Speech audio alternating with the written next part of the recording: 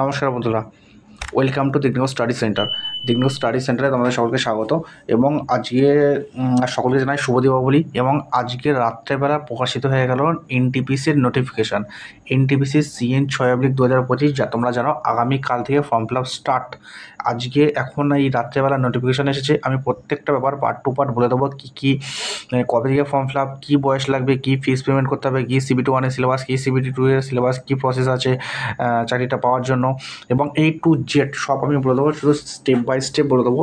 প্রচুর পেজ আছে, এখানে পেজ আছে 59টা পেজ আছে, একদম টু দ্য পয়েন্টে যাবো। এবং কারো যদি নোটিফিকেশানটা দরকার হয়, ডিসক্রিপশানে আমার নাম্বার দিয়ে থাকবে, হোয়াটসঅ্যাপে ক্লিক করবে, জাস্ট লিখে দেবে যে CN 6/2025 নোটিফিকেশান, ব্যাস আমি তাকে পাঠিয়ে দেবো নোটিফিকেশানটা।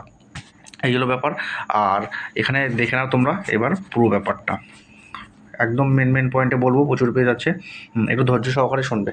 আচ্ছা, অ্যাপ্লিকেশন ডেট স্টার্ট হচ্ছে আগামীকাল থেকে 21/10/2025 এবং অ্যাপ্লিকেশন চলবে 1 মাস, বরাবরের মতো অন্যান্য ফর্মের মতো 20/11/2025 অবধি, রাত্রি একদম 12টা অবধি, 11টা 59 এই অবধি ফর্ম ফিল আপ চলবে। মিটে গেল অ্যাপ্লিকেশনের ব্যাপারটা। আচ্ছা, এরপরে সোজা চলে আসছি। আচ্ছা, পোস্টের কথা বলি। প্রত্যেকবার যে পোস্ট থাকে, এইবারও সেই একই পোস্ট আছে, শুধু একটা পোস্ট বেড়েছে, সেটা হলো পোস্ট নাম্বার 6, ট্রাফিক অ্যাসিস্ট্যান্ট। ঠিক আছে, এবং এটা A2 স্ট্যান্ডার্ড মেডিকেল থাকবে। বয়স সেই সব প্রত্যেকটারই বয়স একই, 18 থেকে 33, এবং তোমার এখানে 5810টা মোট পদ। এবার তোমরা ডিটেলসটা দেখতে গেলে এই জায়গাটায় পজ করে বাকিটা দেখে নেবে। তাহলে আমরা বলে দিচ্ছি পোস্টগুলো: chief commercial cum ticket supervisor, তারপরে আছে station master, goods and train manager, junior account assistant cum typist, senior clerk cum typist, traffic assistant. ঠিক আছে, সবচেয়ে বেশি পোস্ট আছে কি আমার এখানে, সবচেয়ে বেশি পোস্ট আছে সেটা হলো তোমার গুডস ট্রেন ম্যানেজার। ঠিক আছে, এটাকে আগে গুডস গার্ড বলে রাখা হতো, আমাদের যে পোস্ট ছিল। ঠিক আছে, আচ্ছা এরপরে যাই। এরপরে মেন পেজ আছে কোথায়, এক সেকেন্ড, মেন ব্যাপার এগুলোই বলবো। আচ্ছা, মেডিকেল স্ট্যান্ডার্ড ভীষণ গুরুত্বপূর্ণ জিনিস। মেডিকেল স্ট্যান্ডার্ডে A2 মেডিকেল যেটা রয়েছে সেটা কি থাকবে না, 6/9 চোখ হতে হবে এবং চশমা ছাড়া 6/9 চোখ হতে হবে। B2 স্ট্যান্ডার্ডে কি আছে, 6/9 অথবা 6/12 হলেও হবে, কিন্তু চশমা থাকুক বা না থাকুক কোনো সমস্যা নেই। চশমা থাকলে যেন 4 ডায়াপ্টারের উপরে পাওয়ার না হয়। আর C2 মেডিকেল সেম, 6/12 হতে হবে তোমার চোখ, এবং যেন তোমার চশমা না থাকে, এবং চশমা থাকলেও কোনো প্রবলেম নেই, কিন্তু চশমা থাকলে যেন 4 ডায়াপ্টারের উপরে পাওয়ার না যায়। আচ্ছা, মেডিকেল স্ট্যান্ডার্ড হয়ে গেল। এবার আসবো বয়সে। বয়স সকলের ক্ষেত্রে 18 থেকে 33 সকলের ক্ষেত্রে বয়স 1/1/2008 যেন ইয়েতে না হয়, 1/1/2008 পরে যেন না হয়। এদিকে 2/1/1993 পরে যেন না হয়। ঠিক আছে, 1/1/2008 থেকে 1993 মধ্যে যেন বয়সটা হয় তোমাদের। আর ST/SC অফিসে অবশ্যই হবে ছাড় আছে। ST/SC অফিসের ক্ষেত্রে তোমার OBC-দের ক্ষেত্রে অবশ্যই 3 বছর, ST/SC-দের 5 বছর, আর বাকি এক্স সার্ভিসম্যান হ্যাঁ সবই রয়েছে এখানে, এটা দেখে নেবে তোমরা। আচ্ছা, নোটিফিকেশন দিলে এখানে দেখে নেবে, পেজ নাম্বারটা লিখে নিও। আচ্ছা, এখানে চলে আসলো পেমেন্ট তোমরা সকলেই জানো, বরাবরের জন্য ST/SC এদের ক্ষেত্রে পেমেন্ট করতে হবে 250 টাকা, আর আমাদের OBC আর জেনারেলদের ক্ষেত্রে পেমেন্ট করতে হবে 500 টাকা। এইবার যারা জেনারেল রয়েছে তাদের পরীক্ষা CBT 1 দেওয়ার পরে 400 টাকা ফেরত দেবে। 400 টাকার ভিতরে হয়তো 10 টাকা বা 15 টাকা GST কেটে বাকি টাকাটা ফেরত আসে। আর এদিকে 250 টাকার ভিতরে ওদের 250 টাকাই ফেরত দিয়ে দেবে। ঠিক আছে, ওদের কোনো পয়সা লাগে না, যেমন কিনা ST/SC OBC আর জেনারেলদের ক্ষেত্রে লাগে, আর ST/SC-দের পয়সা লাগে না। ওদের 250 টাকার জায়গায় 10-15 টাকা GST কেটে বাকি টাকা ফেরত দেয়। আর ওদিকে জেনারেলদের 500 টাকা, জেনারেল আর OBC-দের 500 টাকার বদলে 100 টাকা ফি কাটে, বাকি 400 টাকার ভিতরে GST কেটে ওই 380-85 টাকা ফেরত দেয়। আচ্ছা, এই হয়ে গেল পেমেন্টের পরে এবার যেটা আছি, ফি পেমেন্ট হলো। এবার কি দেখাই, এর পরবর্তী ইম্পর্টেন্ট জিনিস আছে, কি আছে দেখে নি, এক সেকেন্ড।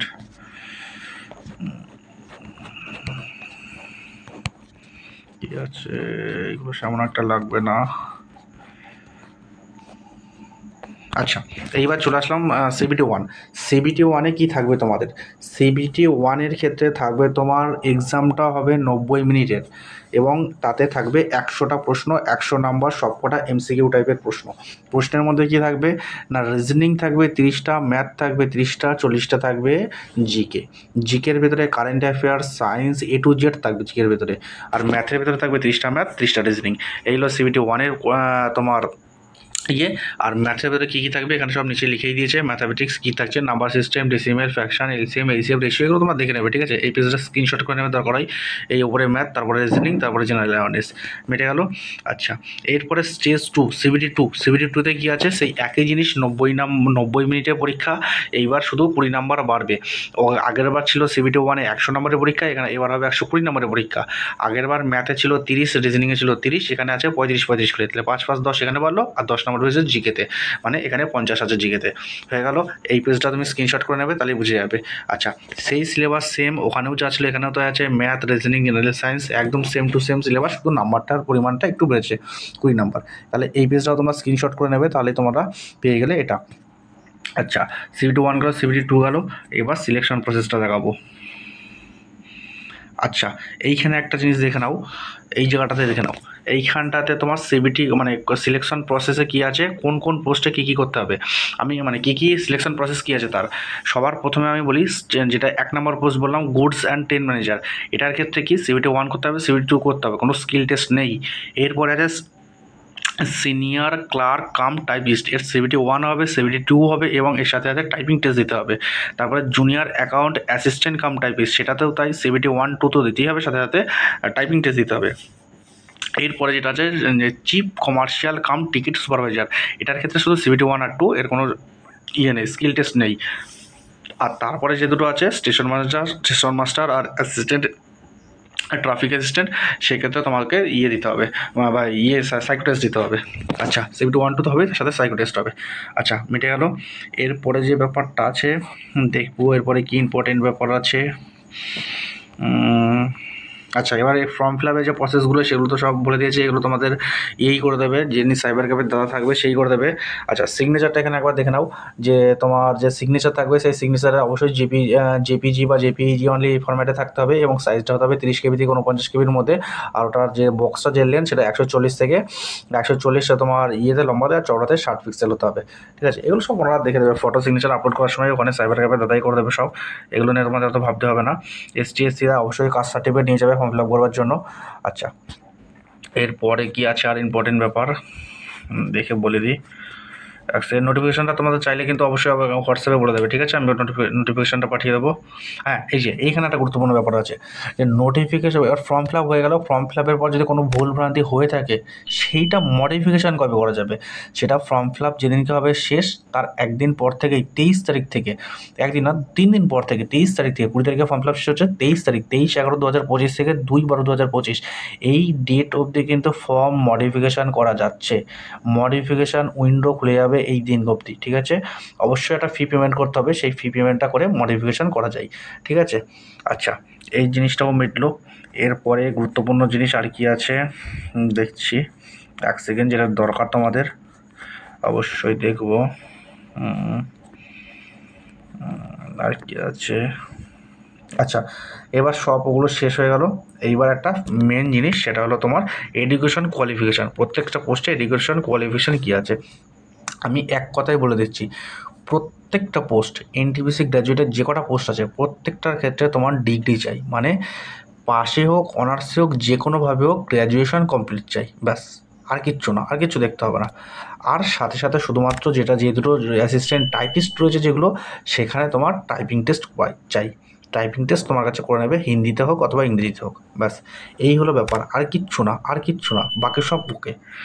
আচ্ছা, এইখানটাতে তোমরা দেখে নিতে পারবে, এখানে আবার সব মেডিকেল স্ট্যান্ডার্ড ফ্যান্ডার্ড সবই দেওয়া রয়েছে। আমি এই জায়গাটা দেখে নিয়েছি, তোমরা স্ক্রিনশট করে নেবে এই পেজটা, একদম 1 থেকে 6 হয়ে গেল। আচ্ছা, এরপরে কি আছে, এরপরে ভ্যাকান্সি স্টার্ট, এই জায়গাটাতে তোমার কিছু বলবার নেই, এটা তোমরা নোটিফিকেশান দেখবে, দেখে কোন জায়গায় কত ভ্যাকান্সি আছে, আর কাস্টের সাথে কী মিল খাচ্ছে সেই হিসেবে তোমরা ফর্ম ফিল আপ করবে। আর কিচ্ছু বলার নেই নোটিফিকেশান থেকে, যা বলার সব বলে দিয়েছি। আর একটা জিনিস বলার আছে, সেটা আমি বলবো 1 সেকেন্ড, আর একটুখানি হোল্ড করে যাও তোমরা, এই জিনিসটা বলে স্টপ করে দেবো ভিডিও। এই ফর্মটা কি না, তোমার যারা ওবিসি আছো তাদের তো জানোই সবাই, যে তোমার সকলেই যে ওদের যারা ফরম্যাট ওবিসি ফরম্যাট চাই, এই ফরম্যাটটা কিন্তু ভীষণ গুরুত্বপূর্ণ, এই ফরম্যাটটা তোমরা করে নেবে। এই যে ওবিসি এনসিএল ফরম্যাট, যারা ওবিসি তাদের জন্য ওবিসি, যারা এসসি তাদের তো আলাদাই। ওগুলোর ব্যাপারে আমি যাচ্ছি না। এই ফর্মটা তোমরা ফিল আপ করে নেবে, ফিল আপ করে এসডিও বা বিডিও থেকে এটা বানিয়ে নেবে, বানিয়ে নিয়ে তারপরে তোমরা ফর্ম ফিল আপ করবে। আর এই ফর্মটা বানানোর যে প্রসেস সেটা যদি কেউ না জেনে থাকো তাহলে এই ভিডিওর কমেন্টে বলবে, আমি সেটাও বলে দেবো কীভাবে কী করতে হবে না করতে হবে। তাহলে হয়ে গেল টোটাল ব্যাপারটা বলা। তাহলে সব আগামীকাল থেকে ফর্ম ফিল আপ করে নাও, আজকেই মিটে গেল সব ঝামেলা। আর সকলকে জানাই শুভ দীপাবলির প্রীতি শুভেচ্ছা অভিনন্দন। এবং দেওয়া থাকলে নোটিফিকেশনটা যদি দরকার হয় তাহলে অবশ্যই একবার নক করে দেবে। ঠিক আছে, ধন্যবাদ সকলকে, থ্যাংক ইউ।